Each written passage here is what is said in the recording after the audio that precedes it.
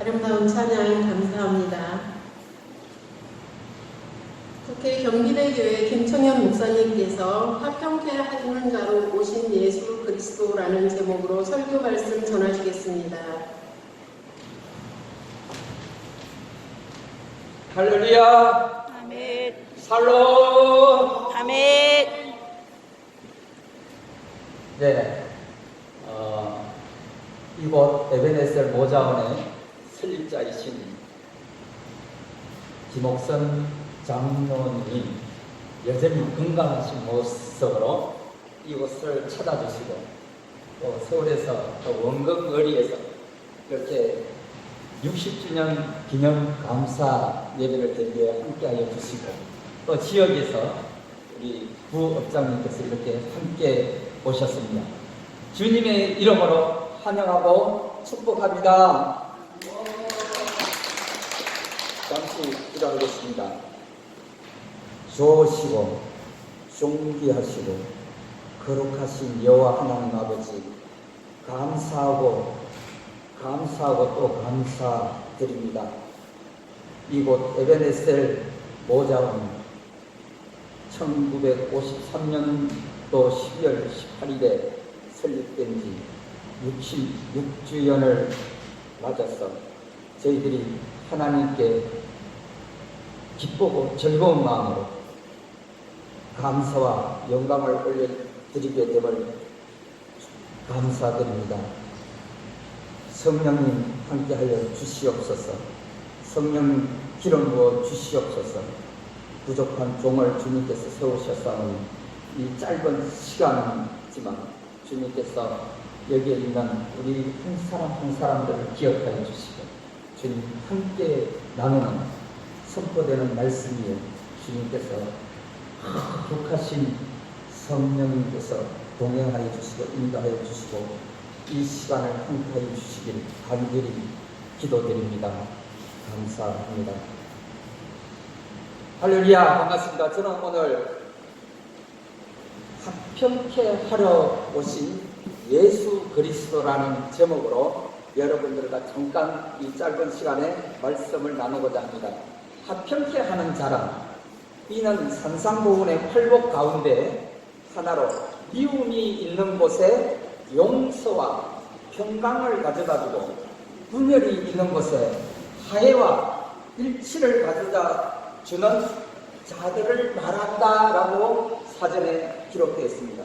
이런 자들은 하나님의 아들이라는 존귀함을 받을 것이라고 기록하고 있습니다. 본문 말씀에 화평하게 하는 자는 복이 있나니 그들이 하나님의 아들이라 일컬음을 받을 것임이라고 하나님은 말씀하고 있습니다. 오늘 본문 말씀에는 두 가지를 저희들에게 기억하게 하고 저희들에게 마음판에 새길 수 있도록 명확하게 이야기를 하고 있습니다. 그 첫 번째는 복을 받게 될 것이라는 거예요. 두 번째는 하나님의 아들이라 일컬음을 받게 될 것이라고 선포하고 있습니다. 하나님은 이 세상을 창조하시고 보시기에 좋았더라 말씀하신 후에 사람을 창조하시고 심히 보시기에 좋았더라 이렇게 말씀하고 있습니다. 다시 말하면 하나님이 자기 형상 곧 하나님의 형상대로 사람을 창조하시되 남자와 여자를 창조하시고 하나님이 그들에게 복을 주시며 하나님이 그들에게 이르시되 생육하고 번성하여 땅에 충만하라 이렇게 말씀하고 있습니다. 그리고 땅을 정복하라. 바다의 물고기와 하늘의 새와 땅에 움직이는 모든 생물을 다스리라 하시니라 라고 그 통치권을 지휘권을 저희들에게 허락하여 주셨습니다. 이 축복이 여기에 함께하고 계시는 모든 여러분들에게 임마누엘의 축복이신 줄 믿으시기 바랍니다. 그렇다면 화평케 하러 오신 예수 그리스도는 어떤 분이셨을까요? 하나님은 어떤 분이셨던지 한번 보겠습니다. 그 첫 번째로 하나님은 친히 저희들에게 화평하게 하는 자로 오셨으며 그들에게 복을 주셨다라고 기록하고 있습니다. 합평이라 하면 살롬 또는 평강, 에이레네 이렇게 우리가 나누기도 합니다. 하나님은 합평케 하는 자들에게 평안을 누리게 하심인 줄 믿으시기 바랍니다. 두 번째로 하나님이 세상을 이처럼 사랑하사 독생자를 주셨으니 이는 그를 믿는 자마다 멸망하지 않고 영생을 얻게 하려 하심이라 라고 말씀하고 있습니다. 하나님은 합평케 하는 자로 하나님의 아들이신 독생자 예수 그리스도를 보내주셨다는 것입니다. 세 번째로 하나님은 우리로 하여금 합평하게 하시기 위하여 성령님을 보내주셨습니다. 하나님은 우리들에게도 합평케 하는 자가 되기를 원하시고 계시는 것입니다. 지난 11월 추수감사절을 통해서 한 해를 우리가 돌아보면서 하나님께 감사를 드리신 줄 믿습니다. 네 번째로 하나님은 이 땅에 평강의 왕으로 오셨으며 아들이신 독생자 예수 그리스도를 또한 평강의 왕으로 보내주셨다는 것입니다. 그렇습니다. 다가오는 이 크리스마스의 유래가 전쟁 중에서 잠시 휴전을 취하며 아기 예수의 탄생을 축하하며 평화를 기원하는 데에서 유래한 것처럼 이 나라를 둘러싸고 있는 많은 분쟁과 분열 가운데서도 평화와 평강과 화평을 기원하게 되기를 기도합니다. 저는 오늘 에베네셀 모자원을 처음 방문하면서 이렇게 아름다운 모습으로 펼쳐져 있는 것을 바라보며 이곳에 하나님의 도우심과 축복이 함께 하기를 소원하며 기도합니다. 이곳에 도착해서 이 건강 하구뚝이 이곳 우리가 갈대밭으로 지금 놓여져 있는데 그 뚝을 따라서 한 2km 정도 되는 이 뚝이 소나무로 이렇게 심겨져 있고 거기에 제방뚝을 그 당시에 쌓았다는 것을 듣고 너무나 놀라지 않을 수 없었습니다. 1950년 6.25 동란으로 남편을 잃고 어린 자녀들을 이끌고 생계 유지가 어려웠던 전쟁 미망인들을 위해 1953년 12월 18일 이곳에 그리스도의 사랑 안에서 이들을 수용하고 또 보호하고 경제적 자립을 도와 가정 해체의 위기를 극복하며 건강한 가정으로 향상시키기 위해 에베네셀 모자원을 설립하게 된 김옥선 초대 원장님이시자 설립자이시자 장로님으로 계시면서 이전에 몇 번 만나면서 제게 이렇게 말씀을 하시곤 했습니다. 신명기 24장에서 26장에 나오는 고아와 가부들을 돌보라는 이 말씀을 붙잡고 하나님의 부르심을 받아서 그 소명과 사명을 지금까지 영위해 오심에 무한한 존경을 하지 않을 수가 없습니다. 이때 장로님의 나이가 19살이었다고 합니다. 이하 여자대학교 다니는 학생이었다고 합니다. 그런데 그때 이 에베네셀 모자원을 설립했다는 것이 지금도 믿기지가 않습니다. 제가 19살 때 과연 나는 무엇을 하고 있었을까 잠깐 스쳐 지나가면서 돌아보았습니다. 여러분 저를 쳐다보시면 제가 어느 나라 사람인 것 같습니까? 제가 가끔 다니다 보면 이 질문을 굉장히 많이 받습니다. 저는 대한민국에서 태어난 강부의 아들로 태어났고 그래서 시커멓는지도 모르겠습니다.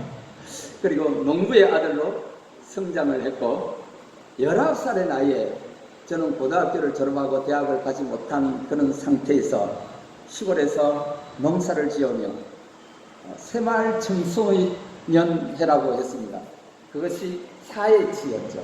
그래서 청년회 조직을 하고 마을에 일찍이 왜 그랬는지는 모르겠습니다. 저도 마을에 도서관을 만들고 협동조합을 만들고 그러면서 동네에서 이하여대 학생들을 초청해가지고 또 농활이라고 그래요. 사회봉사활동 여름 방학 때 또 겨울 방학 때 오게 해서 농민들을 좀 깨우쳐야겠다. 그렇게 해서 아카데미를 열어서 지금 말하면 아카데미죠. 그리고 농민 학교를 열어서 뛰었던 기억이 지금도 생생합니다. 그러고 보니 저도 조금 사회 활동을 19살부터 시작을 한 것 같습니다. 오늘 여기에 부업장님도 이렇게 와 계시는데 아마 기억하실 수도 있습니다. 그때 이 생활운동이 이렇게 많이 진전이 될 때에 그때 우리나라가 새벽정리 훈련회 하면서 새벽부터 일어나서 마을길을 넓히고 동네 청소를 하고 애양단 조직을 하고 그래서 학교를 마치면 토요일 날에는 애양단별로 전부 다 오면서 길거리를 청소하고 휴지를 쫓고 줍고 그런 일들이 기억나기도 합니다. 그런데 에벤에셀 모자원이 설립된 주 그로부터 2대 김비례 원장님, 3대 김시현 원장님, 4대 유필규 원장님, 5대 벤혜련 원장님, 6대 이공순 원장님, 7대 백규란 원장님, 8대 박양림 원장님의 이르기까지 에벤에셀 이 모자원은 하나님의 도우심으로 오늘 66주년의 기념 감사 예배를 드리게 됨을 무한 감사와 영광을 하나님께 올려드립니다. 다시 돌아가서 설교로 하늘나라의 축복을 선포하신 것이기도 합니다. 심령이 가난한 자는 복이 있나니 천국이 그들의 것이며 애통한 자는 복이 있나니 그들이 위로를 받을 것이며 온유한 자는 복이 있나니 그들이 땅을 기업으로 받을 것이며 의에 줄이고 목마른 자는 복이 있나니 그들이 배부를 것이며 국률이 여기는 자는 복이 있나니 그들이 국률이 여김을 받을 것이며 마음이 청결한 자는 복이 있나니 그들이 하나님을 볼 것이며 합평하게 하는 자는 복이 있나니 그들이 하나님의 아들이라 일컬음을 받을 것이며 의를 위하여 핍박받는 자는 복이 있나니 천국이 그들의 것임이라 이렇게 말씀하고 있습니다. 여기에서 7번째 가장 중요한 것이 합평케 하는 자는 복을 받게 되고 하나님의 아들이라 일컬음을 받게 된다는 것입니다. 아마 복 중에 가장 큰 복이 아닐까 생각합니다. 따라서 합평케 하기 위해서 먼저 우리가 하나님의 자녀가 되어야 한다고 말씀하고 있습니다. 하나님의 아들로서 또 자녀로서 예수 그리스도는 먼저 하나님의 관계를 회복하셨고 사람과의 관계를 회복하셨고 이웃과의 관계를 회복하셨습니다. 합평하게 하는 자는 먼저 우리가 하나님과의 화목한 자가 되어야 한다는 것입니다. 그러므로 우리는 예수 그리스도를 닮아가야 합니다. 하나님은 평강의 근원이시며 오직 하나님만 우리에게 진정한 평안을 주신다는 것입니다.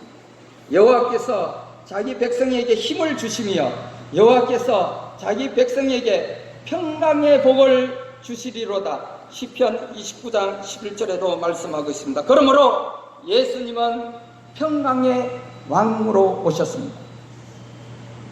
시편 9장 6절에는 이렇게 말씀하고 있습니다. 이는 한 아기가 우리에게 낳고 한 아기가 우리에게 주신 바 되셨는데 그의 어깨에는 정사를 메었고 그의 이름은 기모자라 모사라 전능하신 왕이라 영존하시는 아버지라 평강의 왕이라 할 것임이라.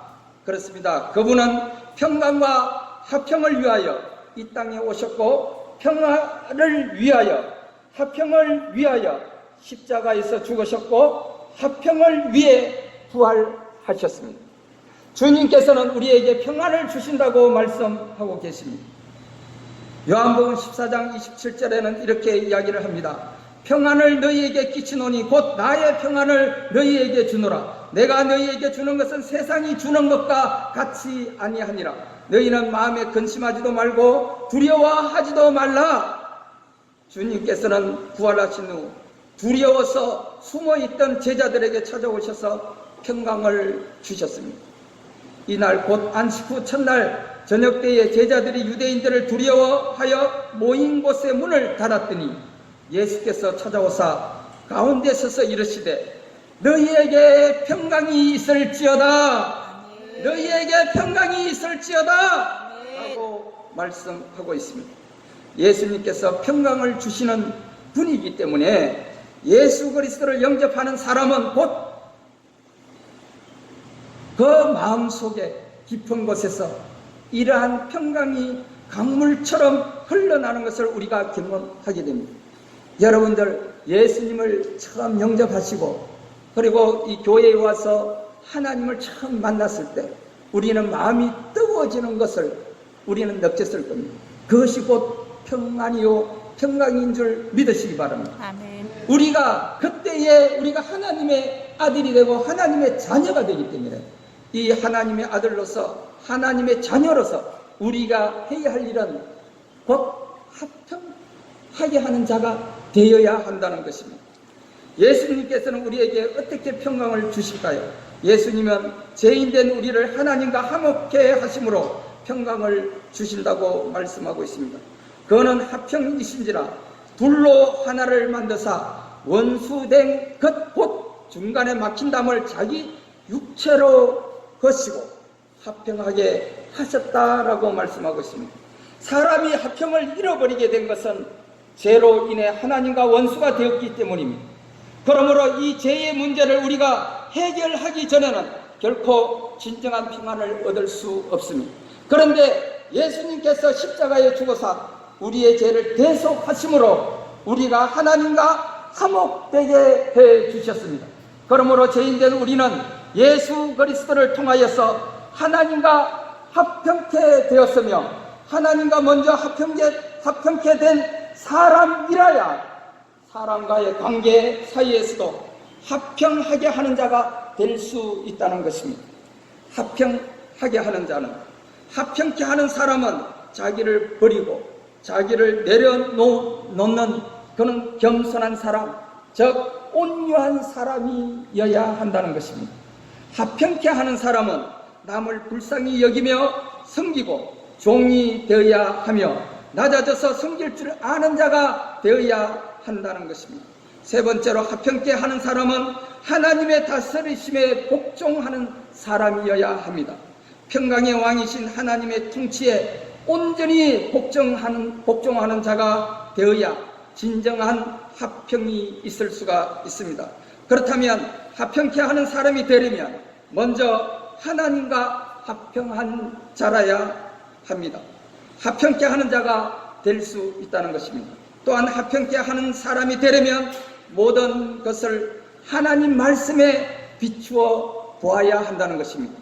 하나님과 합평하게 된 사람은 이제 우리가 합평의 통로가 되어야 한다는 것입니다.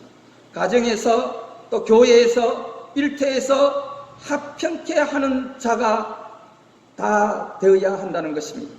하나님께서는 우리가 하나님을 닮은 자녀가 되기를 원하십니다. 이러한 사람이 바로 그리스도인이며 주님의 제자라고 할 수 있을 것입니다.